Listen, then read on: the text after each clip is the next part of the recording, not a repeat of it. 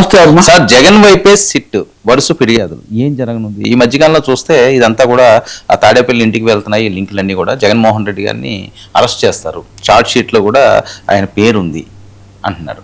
Arrest చేసే అవకాశం ఉందా? అసలు ఏం జరుగుతుంది లెక్కర్ అంటే మద్యం కుంభకోణం అనేది చాలా పెద్దది. వాస్తవానికి దీన్ని కొద్ది రోజుల పాటు, ఒక ఏడాది పాటు దీని మీద పెద్ద దృష్టి లేనట్టుగా చేశారు, వేరే ఏదేదో.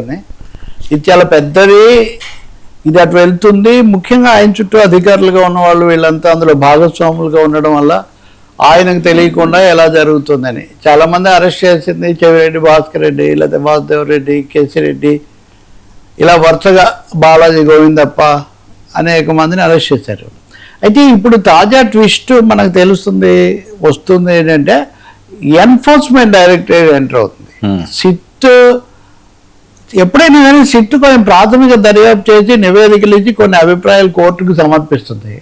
కోర్టు ఒకసారి వాటిని పరిగణనలోకి తీసుకొని వాటి ఆధారంగా చర్య తీసుకుంది అనుకోండి, లేదా ఆదేశాలు ఇచ్చింది అనుకోండి, దానికి శాంక్టిటీ వస్తుంది, లెజిటిమసీ వస్తుంది. సిట్ చేసిన దర్యాప్తులో ఈ విషయాలు బయటకు వచ్చాయి కాబట్టి వీటి ఆధారంగా ఈ డబ్బులు ఏమయ్యాయి, ఈ డబ్బులు ఎక్కడి నుంచి ఎక్కడికి పోయాయి, ఎవరి చేతులు మారాయి అని ఎన్ఫోర్స్మెంట్ డైరెక్టరేట్ ఈడీ అనేది దాంట్లోకి ఎంటర్ అవుతుంది. ఇప్పుడు మొదటిసారి ఆయన మీద గతంలో జగన్ మీద 2010-11 పెట్టినప్పుడు కూడా ఆ విధంగానే ఈడీ అనేది ఇవన్నీ చేతులు ఎలా మారాయి ఈ విషయం మీద వాళ్ళు సిబిఐ కోర్టులో కూడా చాలా వాదించారు. ముందు సిబిఐ పెట్టిన నేరాలు నిరూపించితే కదా ఈడీ రావాలి. సిబిఐ అసలు ప్రాథమికంగా కోర్టులో వాటి మీద తీర్పు రాకుండానే ఇది ఎలా చేస్తారు అంటే సిబిఐ వేరు, ఈడీ వేరు. ఇంత డబ్బు లావాదేవీలు జరిగాయి, ట్రాన్సాక్షన్స్ జరిగాయి, చేతులు మారాయి అనే కనుక నివేదిక ఉంటే ఆ డబ్బు ఎక్కడి నుంచి వచ్చింది, ఎలా చేతులు మారిందని విచారించేటటువంటి అధికారం, హక్కు వీళ్ళకు పరిధి ఎన్ఫోర్స్మెంట్ డైరెక్టరేట్కి ఉన్నాయని గతంలో కోర్టు తీర్పు చెప్పింది. ఇప్పుడు లిక్కర్ స్కామ్లో కనీసం 3,000 కోట్లు చేతులు మారాయి. ఈ 3,000 కోట్లు అటు ఇటు తిరిగి ఎక్కువ భాగం జగన్కు బాగా సన్నిహితులైన వాళ్ళ దగ్గరికి చేరాయి. ఇప్పుడైతే కనుక తాజా నివేదికల్లో ఆయన కుటుంబ సభ్యులు, ఆయన భార్య పేరు అవి కూడా పెడుతున్నారు దగ్గర కాబట్టి అక్కడికి చేర్చారు. పైగా ఈయన గతంలో వాళ్ళ సంస్థల్లో కూడా పనిచేస్తున్నాడు, ఈ బాలాజీ గోవిందలప్ప లాంటి వాళ్ళు. కాబట్టి ఇది చాలా స్పష్టంగా రేట్లు పెంచారు. రేట్లు ఒకసారి అవకాశం రాగానే రేట్లు పెంచారు. రేట్లు పెంచడం ద్వారా ఎక్కువ ఆదాయం వచ్చేట్టు చేసుకున్నారు. రేట్లు పెంచడానికి కారణం కూడా ఈ ఆదాయం ముడుపులు ఇస్తే ఒక విధంగా వ్యవహరించారు, ముడుపులు ఇవ్వకపోతే ఒక విధంగా వ్యవహరించారు. సో ముడుపులు ఇచ్చిన కంపెనీలకు మటుకు చాలా ఎక్కువగా రేట్లు పెంచుకొని ఇచ్చారు. ఆ పెంచుకున్న వాళ్ళ దగ్గర నుంచి వీళ్ళు మళ్ళీ లబ్ధి పొందారు. ఇది సిట్ రూపొందిస్తున్న ప్రధానమైన కథనం. దానికోసం కొన్ని సందర్భాల్లో ప్రత్యక్షంగా, కొన్ని సందర్భాల్లో పరోక్షంగా సాక్ష్యాధారాలు ఇదయ్యాయి. ఈ మధ్య ఆ కేఎన్ఆర్ను పట్టుకున్నప్పుడు కూడా కేఎన్ఆర్ స్వతహాగా ఇంకా స్వయంగా ఆయన దగ్గర పిఏ అంటే పోనీ వాళ్ళు చెప్పే ప్రకారం కూడా అనేక మంది పిఏల్లో ఒక పిఏ, కానీ బాగా అంతర్గత విషయాలు తెలిసిన వాళ్ళు చెప్పేది అంటే అతనే ముఖ్యమైన వ్యక్తి. అన్ని విషయాలు అంటే కీలకమైన కొంతమంది ఐఏఎస్ సహచరులు, కుటుంబ విధేయులను మినహాయిస్తే ఈ విషయాలు బాగా తెలిసిన వ్యక్తి ఎవరంటే కేఎన్ఆర్ఏ. అందువల్ల అతని దగ్గరికి వెళ్ళినప్పుడే అది తప్పకుండా సగ కొంచెం ఇరుటికు వచ్చినది. ఇప్పుడు తాజా దీని ప్రకారం ఆయనకు నోటీస్ ఇచ్చి పిలిపిస్తారు అని. సహజంగా నోటీస్ ఇవ్వగానే జగన్ లాంటి వాళ్ళు రారు కదా, ఆ స్థాయిలో ఉన్న వాళ్ళు న్యాయస్థానానికి వెళ్తారు, నేను హాజరు కావాల్సిన అవసరం లేదు, లేకపోతే ఇవన్నీ రాజకీయ దురుద్దేశపూరితం ఇట్లాంటివి వాదిస్తారు. వాదించిన తర్వాత న్యాయస్థానాలు ఇచ్చే ఆదేశాలు, గడువు, దీన్ని బట్టి ఈ లోపల రాజకీయ వేడి పెరుగుతుంది. ఎందుకంటే ఇక రెండు సిట్ ఏమో రాష్ట్ర ప్రభుత్వ పరిధిలోది, ఈడీ ఏమో కేంద్ర ప్రభుత్వ పరిధిలోది. కొద్ది రోజుల కిందట మన రాష్ట్రంలో జరిగిన రకరకాల చర్చలను దృష్టిలో పెట్టుకుంటే కేంద్రం జగన్ శాశ్వత మిత్రుడు కాబట్టి జగన్ పట్ల మెతక వైఖరి అనుసరిస్తుంది అని కొన్ని అభిప్రాయాలు వ్యాపించినప్పటికీ నిజానికి కేంద్రం అటువంటి మెతక వైఖరి లేదు. ఇటీవల నెమ్మదిగా అన్ని కేసుల్లో ఉచ్చు బిగించడమే జరుగుతోంది. కేంద్రం కొంచెం కఠిన వైఖరి తీసుకుంటుందని వైసీపీ నాయకులు, వైసీపీ ముఖ్యులు, ఈవెన్ జగన్ సన్నిహిత బృందం కూడా సందేహిస్తుంది.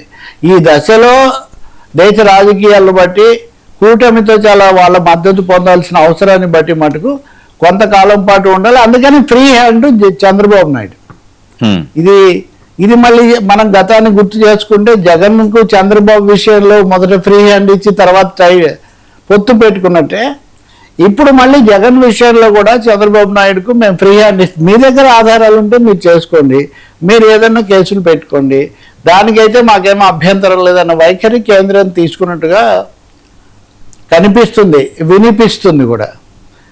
ఈ ఆందోళనతోనే కొంతమంది వైసీపీ నాయకులు ఏదో వేరే కారణం మీద ఢిల్లీ వెళ్ళి కొంత ఇవన్నీ మా మీద కావాలని చేస్తున్నారు, ఇవన్నీ ఆధారం లేనివి అని కొంత తమ వాదన వినిపించుకొని ఈ ఒత్తిడి వేడి తగ్గించుకోవడానికి ప్రయత్నం చేసినా వాళ్లకు స్పందన కేంద్రం నుంచి స్పందన రాలేదు.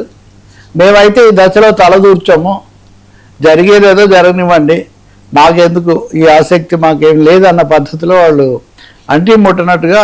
సరే, ఇప్పుడున్న ఆంధ్రప్రదేశ్ పొలిటికల్ సిచ్యువేషన్లో జగన్మోహన్ రెడ్డి గారిని అరెస్ట్ చేసే అవకాశం ఉంటుందా?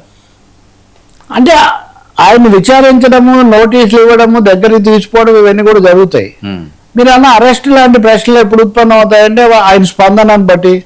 ఇప్పుడు ఉదాహరణకు నిన్న నేను చెప్పా కదా, పేరుని నాని మంచి అరెస్ట్ చేసుకోండి, గొడ్డలి పార్టీ, రోజు గొడ్డలి పార్టీ అంతకుముందు దగ్గర నుంచి ఇప్పుడు గొడ్డలి పార్టీ అనేది వచ్చింది చూసారా, ఈ గొడ్డలి థీరీ అంతకంతకు పెరుగుతుంది. ఆఖరికి నిన్న చంద్రబాబు నాయుడు గారు డిఎస్సి సమస్యకు కూడా గొడ్డలే, డిఎస్సి గొడ్డలితో అక్కడ చంపేసి మా చేతిలో పెట్టినట్టే ఇప్పుడు డిఎస్సిలో కూడా వాళ్ళు ఏదో మన చేతిలో అనవసరంగా గొడ్డలు పెడుతున్నారు. సో గొడ్డలి మీ చేతిలో ఉంది కదా, అరెస్ట్ చేయండి అని నాని అంటున్నారు. గొడ్డలు మా చేతుల్లో పెడుతున్నారు, తప్పు మీరు చేసి అని చంద్రబాబు అంటున్నారు. కాబట్టి ఖచ్చితంగా పరాకాష్ఠకు చేరాయి, వైరాలు పరాకాష్ఠకు చేరాయి. స్థానిక సంస్థల ఎన్నికలు వీటికంటే ముందు చర్య తీసుకుంటారా? ఇంకోటి అంటే ఒకటైతే నిజం, జగన్మోహన్ రెడ్డి దాదాపు ఆ 16 నెలల లోపల ఉన్న కాలం మినహాయిస్తే మిగిలిన అన్ని కాలాలు లీగల్గా ప్రొటెక్షన్ తీసుకోవడము, కోర్టులు, కేసులు, రాజకీయ సంబంధాలు ఇవన్నీ నడుపుతూ వస్తున్నారు. మరి ఈ సమయంలో వాళ్ళ రాజకీయ అంచనా ఏంటి? వీడు ఇప్పటివరకు అరెస్ట్ అయిన వాళ్ళందరూ గెలుస్తూ వచ్చారు జగన్మోహన్ రెడ్డితో సహా. అరెస్ట్ అయితే జైలుకు పోతే ముఖ్యమంత్రి అవుతారు అన్న ఒక సిద్ధాంతం ఒకటి ఉంది. ఇలాంటి విషయాల్లో కూటమిలో కూడా రకరకాల అంచనాలు ఉన్నాయి. మీరు అందుకే వింటే చాలాసార్లు మేముగా ఏమి చేయము, చట్టం తన పని తాను చేసిపోతుంది, ఈ విధంగా చెప్పడం తప్ప. మొదట్లో అన్నారు వీళ్ళందరికీ తొందరలోనే ఇది అవుతుంది అదవుతుంది అన్నారు, కానీ ఇప్పుడు సానుభూతి వస్తుందేమో ఇలాంటి లెక్కలు కూడా కొన్ని వీళ్ళలో వీళ్ళు వేసుకుంటున్నారు. ఈడీ ఎంట్రీ అంటారా? ఈడీ సెంట్రల్ కవితలాగే. కాబట్టి రకరకాల ఇవి నడుస్తున్నాయి. అది కాకుండా లిక్కర్ స్కామ్ కు తమిళనాడులో, నేను మీకు కొత్త విషయం చెప్తున్నా, తమిళనాడులో కూడా ఆధారాలు ఉన్నాయి, దీనికి లింకులు ఉన్నాయి. తమిళనాడులో కూడా విజయ్ ప్రభుత్వం రావడానికి కొంచెం ముందు వచ్చిన కొత్త విధానం, వీటన్నిటిలో కూడా ఆంధ్రప్రదేశ్ మోడలు, ఆంధ్రప్రదేశ్లో చేసిన వాళ్ళు వీళ్ళంతా ఏమైపోవాలి? ఇప్పుడు మీకు పెద్ద వ్యాపారం ఉందని మీరు పెద్ద పెద్ద గోడౌన్లు నిర్మించుకొని పెద్ద పెద్ద వాహనాలు కొనుక్కొని ఒక భారీ సైన్యం, సామ్రాజ్యం మీరు ఏర్పాటు చేసుకున్నారు. అది అయిన తర్వాత మీ వ్యాపారం ఒకసారిగా ఆగిపోయింది. ఇవన్నీ ఏం చేయాలి మీరు? ఖచ్చితంగా వీళ్ళందరికీ తమిళనాడుతో, తిరుపతితో, లేకపోతే ఆంధ్రప్రదేశ్తో దగ్గర హైదరాబాద్తో కూడా మాటకు వస్తే తెలంగాణతో కూడా. కాబట్టి ఇక్కడ గుర్తించాల్సింది ఏంటంటే ఇది ఒక జాతీయ స్థాయిలో లిక్కర్ అన్నదాన్ని బీజేపీ ఢిల్లీలో అరవింద్ కేజ్రీవాల్ ప్రభుత్వంతో మొదలుపెట్టి నెక్స్ట్ తమిళనాడు మీద జరిగింది. సెంధిల్ బాలాజీని అరెస్ట్ చేసినప్పుడు కానీ ఇలాంటివన్నీ అయినప్పుడు కూడా లిక్కర్ స్కామ్ అనేది దేశమంతా పరుచుకుంది. దీని మీద మేము ఫోకస్ పెడితే మాకు చాలా ఉపయోగం అన్న అంచనా ఈడీకి గతంలో ఉంది. మరి ఇప్పుడు అవన్నీ బయటికి తీసి ఆ లింకులు ఎస్టాబ్లిష్ చేస్తారా? మొన్ననే మనం ఇసుక కుంభకోణం అనేది వచ్చినప్పుడు కూడా హైదరాబాద్లో వాళ్ళని అరెస్ట్ చేసి తీసుకుపోవడం, అలాగే ఇప్పుడు ఆయన హైదరాబాద్లో 1000 కోట్ల భూ కుంభకోణం జరిగింది అని చెప్పి ఆయన పేరు ఏదో ఉంది కదా, రోజు ఆయన పేరు వింటున్నాం, మాజీ శాసనసభ్యుడు, అదొకటి నడుస్తుంది. ఆయన పట్టుకోవడం కోసం పల్నాడుకు తెలంగాణ పోలీసులు పోయారు. ఆంధ్ర పోలీసులు హైదరాబాద్ వచ్చారా లేదా చాలా చర్చ జరిగింది, కానీ ఒక కేసులో తెలంగాణ పోలీసులు అధికారికంగానే నర్సరావుపేట దగ్గరికి పల్నాడుకి వెళ్ళారు ఆయన అరెస్ట్ చేయడానికి.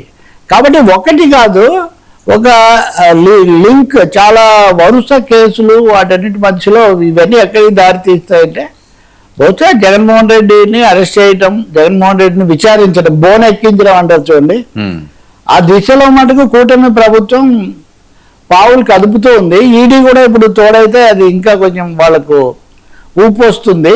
ఈ లోపల ఆయన బహుశా ముందస్తు రక్షణ, ముందస్తు ఏమైనా ఉపశమనం కోసం న్యాయస్థానాలకు వెళ్ళే అవకాశం కూడా చాలా ఎక్కువగా ఉంటుంది. లేదా నేరుగా ఆయన వెళ్ళడం కాకుండా ఇప్పటికే చాలా మంది నిందితులు ఉన్నారు కాబట్టి వీళ్ళు ఉపశమనం తెచ్చుకుంటే దీన్ని ఇదే నాకు కూడా వర్తిస్తుంది కదా అని అడిగే ఒక అవకాశం కూడా ఉంటుంది. దీంట్లో వాళ్లకు రాజకీయ పరంగా, కుటుంబ పరంగా తీవ్రమైన విషయం ఏంటంటే ఈసారి వాళ్ళు మాజీ ముఖ్యమంత్రి భార్య పేరు కూడా ఈ కేసు వీటన్నిటిలో వాళ్ళు తీసుకొని రావడం అనేది మనం గమనిస్తాం. అదే జరిగితే అది ఇంకా చాలా భారతిరెడ్డి పేరు తీసుకొని రావడం, ఆమెకు కూడా ఇందులో భాగం ఉందన్న ఆరోపణ రావటం, అది ఎక్కడి దారితీస్తుంది మనం చూడాలి. ఇవన్నీ వేడి షీట్లు వేశారా భారతీయ పేరు వేశారు అని నివేదికలు. ఓకే, అంటే ఈ బాలపాలతి ఉన్నారు కదా, వీళ్ళు వెళ్ళి అప్పగించారు అని ఒక కథనం ఈరోజు తెలుగులో ప్రముఖ పత్రికల్లో ఈ కథనాన్ని ఇచ్చారు. మీకు కావాలంటే వీళ్ళు వినిపిస్తాను. అదే ఆ పేరు కూడా వాళ్ళు వేస్తున్నారు. జగన్కు ఈడీ నోటీసులు.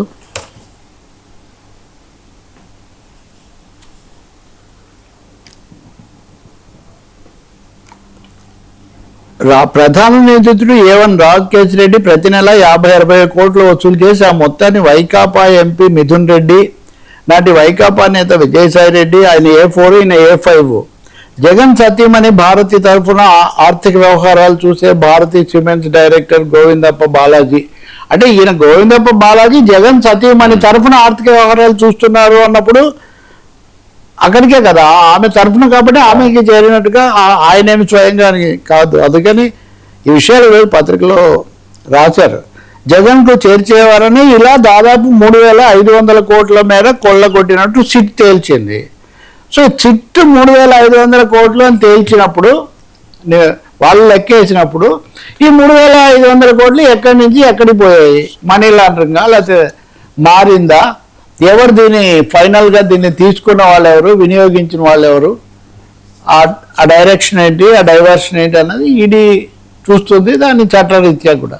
అందువల్ల మొదటిసారిగా ఆయన సతీమణి తరఫు అధికారి లేదా నిర్వాహకుడు పేరు రావడం మనం ఈసారి గమనిస్తూ ఉన్నాం.